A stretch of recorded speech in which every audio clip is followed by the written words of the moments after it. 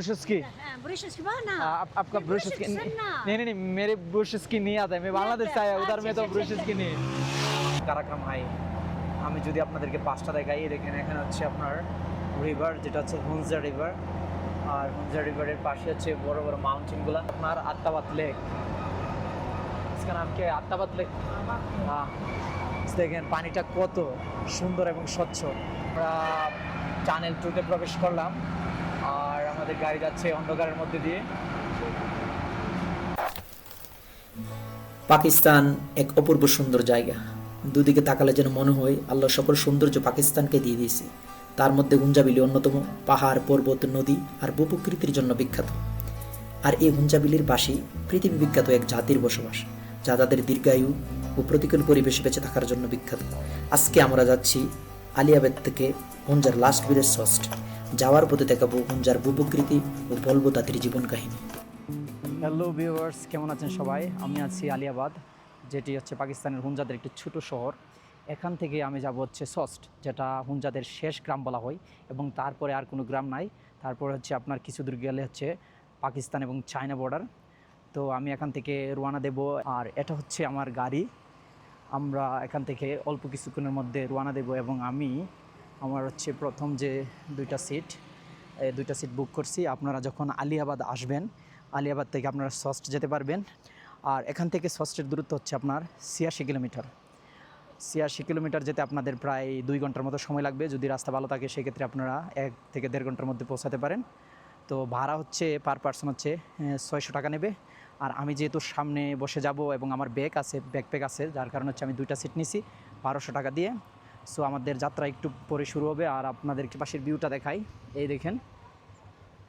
দেখেন স্পষ্টভাবে এনে দেখেন পাহাড়গুলো দেখা যাচ্ছে আর আমার একদম হাতের বরাবর যে আঙ্গুলের একদম বরাবর যে দেখা যাচ্ছে সাদা যে পর্বতটা এটাকে হচ্ছে রাকাপুশি মাউন্টেন বলা হয় এই দেখেন এই পাশটাতে একদম পুরা মাউন্টেনের যে শ্রেণীটা যে রাকাপুশি মাউন্টেনের যে এই দেখেন এই সাদা সাদা পর্বতগুলো দেখতেছেন এটা হচ্ছে রাকাপুশি মাউন্টেন এখানে অনেক হাইকার্স আলিয়াবাদ করিমাবাদ এই অঞ্চলগুলোতে অর্থাৎ এই সিটিতে অঞ্চলগুলোতে আসে এই পাহাড় হাইকিং করার জন্য এখানে প্রচুর পর্যটক আসে এই দেখেন এখন প্রচণ্ড গরম এইগুলো হচ্ছে গ্লেশিয়ার্স এগুলো অনেক সময় গলে কিছুদিন আগে ল্যান্ডস্লাইডিং হয়েছে প্রচুর পানি হয়েছে এই এলাকায় তো আমরা হচ্ছে কিছুক্ষণের মধ্যে আমাদের যাত্রা শুরু করবো ইনশাল্লাহ এবং যেতে যেতে আপনাদেরকে এখানকার হুঞ্জাদের জীবন এবং অন্যান্য তাদের তথ্য দেওয়ার চেষ্টা করব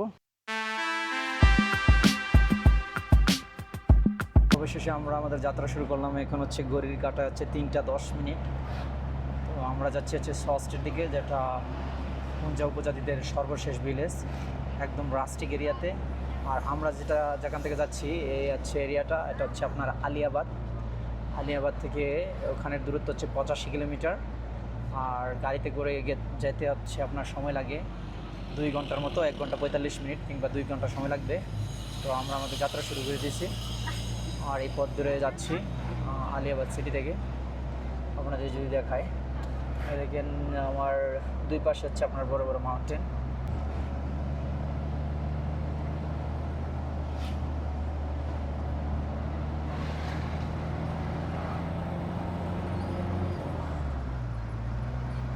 আমরা হচ্ছে এই যে আপনারা দেখতেছেন পাহাড়ের এই কারাক্রম হাইওয়ে এটাকে হচ্ছে আপনার পাকিস্তান চীন ফ্রেন্ডশিপ হাইওয়ে বলা হয় এবং এটা হচ্ছে N35 যে ওয়ে এটা আপনার 1300 কিলোমিটার মতো যেটা পাকিস্তান হয়ে হচ্ছে চায়না পর্যন্ত বিস্তৃত হয়ে হাইওয়ে তো এই হাইওয়ে ধরে এটা পৃথিবীর 8ম আশ্চর্য বলা হয় এবং খুবই একটা ডেঞ্জারাস এরিয়া তো আমরা এটা ধরে সস্টের দিকে যাচ্ছি যেটা হচ্ছে আপনার হুঞ্জার সর্বশেষ গ্রাম তো হুঞ্জাদের সম্বন্ধে আমাদের সবার একটা ধারণা আছে অর্থাৎ তারা অনেক দিন বাঁচে অর্থাৎ তারা 120 বছর এত বছর তারা বাঁচে তাদের সুঠামদের অধিকারী আপনি যখন এখানে আসবেন বিশেষ করে হুঞ্জা বিলির আশেপাশে আসবেন তখন আসলে বুঝতে পারবেন তাদেরকে আপনি হচ্ছে পাকিস্তানি অন্য জাতিদের থেকে আপনি আলাদা করতে পারবেন অর্থাৎ তাদের প্রধান ল্যাঙ্গুয়েজ হচ্ছে ব্রুশস্কি উখি এবং আরেকটা হচ্ছে মোট 3টা ভাষায় ওরা কথা বলে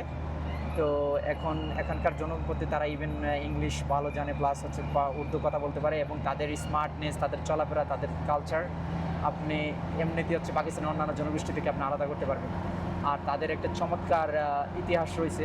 আমি যদি সুন্দরভাবে বলি সেটা হচ্ছে আপনার এখানে হচ্ছে তারা একটা স্বাধীন রাজ্য ছিল, অর্থাৎ 1892 সাল থেকে অর্থাৎ 1947 পর্যন্ত, অর্থাৎ ইংরেজরা শাসনকাল অবস্থায় তারা একটা স্বাধীন রাজ্য, অর্থাৎ ইংরেজদের সাথে করে হচ্ছে আপনার কনভিন্স করে একটা স্বাধীন রাজ্য পরিচালনা করে।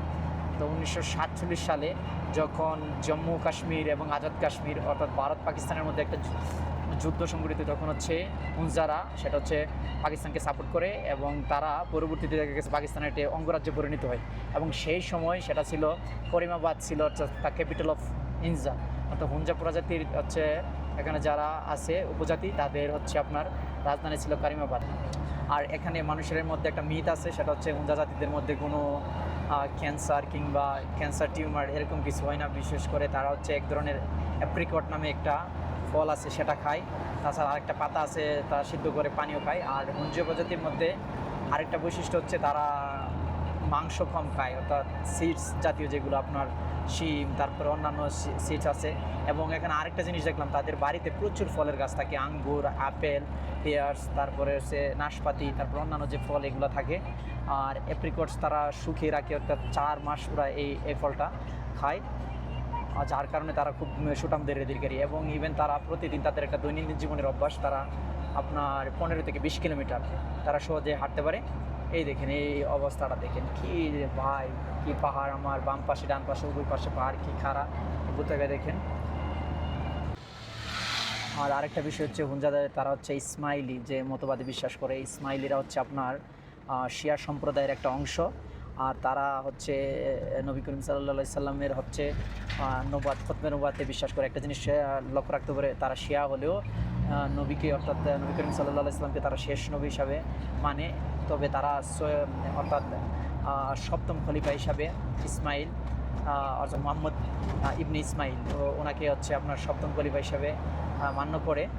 আর তাদের কালচার, খাওয়া দাওয়া, অন্যান্য যে দিকগুলো অর্থাৎ পাকিস্তানের অন্যান্য জাতি থেকে সম্পূর্ণ আলাদা, যা আমিও অলরেডি উল্লেখ করলাম।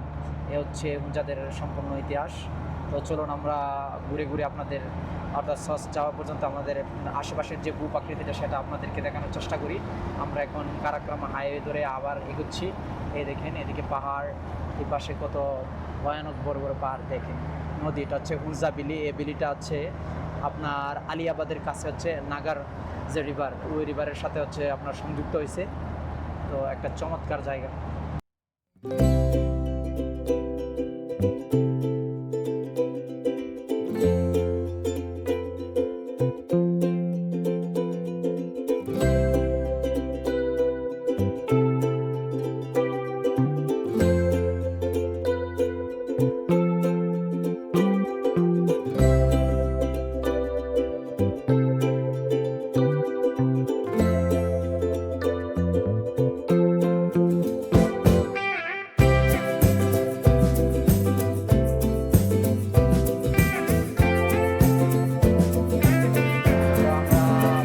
টানেল টুতে প্রবেশ করলাম, আর আমাদের গাড়ি যাচ্ছে অন্ধকারের মধ্যে দিয়ে।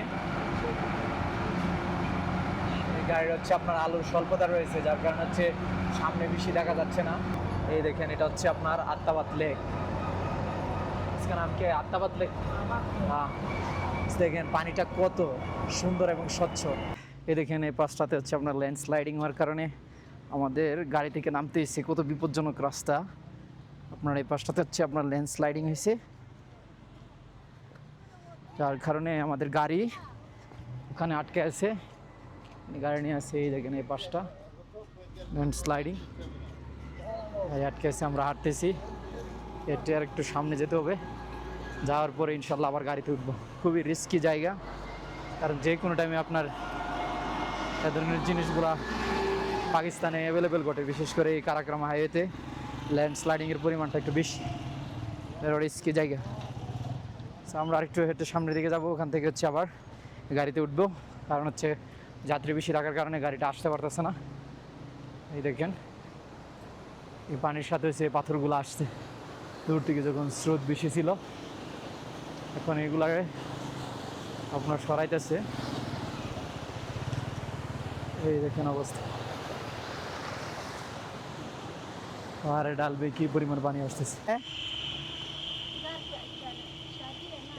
ब्रुशेस की ब्रशेस की बना आपका ये ब्रुशेस की brushes करना। नहीं मेरे ब्रुशेस की नहीं आता है, मैं बांग्लादेश से आया, उधर में तो अच्छा, ब्रुशेस अच्छा। की नहीं। बात आपका जबान ब्रुशेस की है। अच्छा आपका हाँ। जबान है ब्रशेस की नहीं मेरी नहीं, आपका। हाँ ठीक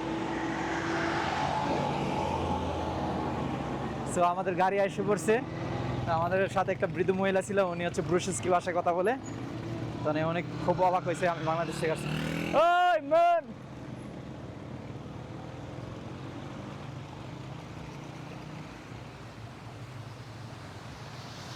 আমাদের গাড়ি তে উঠতে হবে। গাড়ি এসে পড়ছে, হচ্ছে গাড়ি। তো আমি ভাবছিলাম আমাকে সাইরা মনে হয় গাড়ি চলে যেতেছে।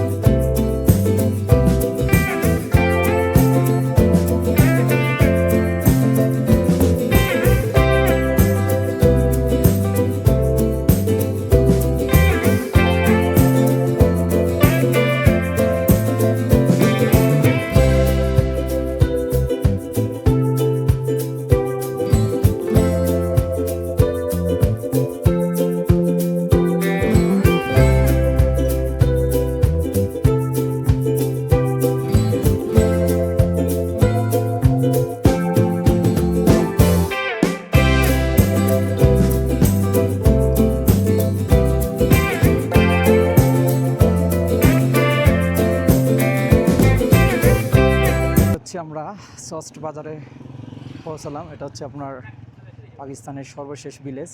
আচ্ছা, এরপর হচ্ছে আপনার পাক চায়না বর্ডার, এর মধ্যে আর কোনো ভিলেজ নেই। সো সামনে হচ্ছে একটা হোটেল ছিল, সেখানে গিয়েছিলাম কিন্তু অলরেডি বুকড, ওটাতে সিট নেই। এখন সামনে হচ্ছে আরেকটা হোটেল, হোটেল রিভারিয়া।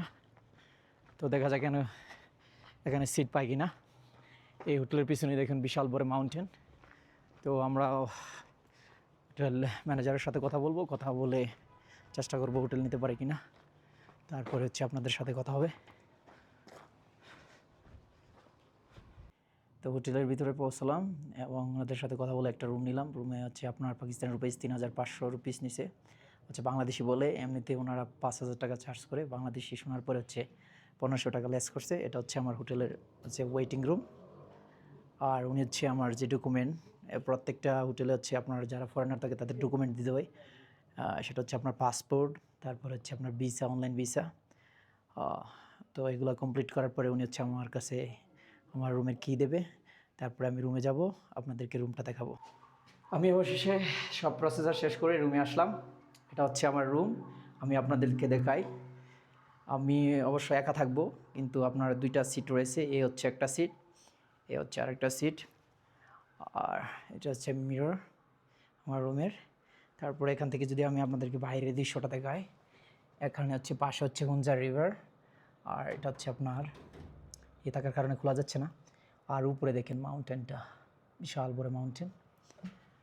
সো এবং আমার হোটেলটা যে রুমের যে আপনার বাথরুমটা আমি যদি দেখাই, এর যে বাথরুম, টাওয়েল সব কিছু এখানে আছে। সো এখন আমি ফ্রেশ হব, ফ্রেশ হওয়ার পরে হচ্ছে আমি এখানকার বাজারে যাব। তো আজকের ভিডিওটা এ পর্যন্তই, দেখা হবে অন্য কোনো ভিডিওতে। সে পর্যন্ত আপনারা সবাই ভালো থাকুন, সুস্থ থাকুন। আসসালামু আলাইকুম।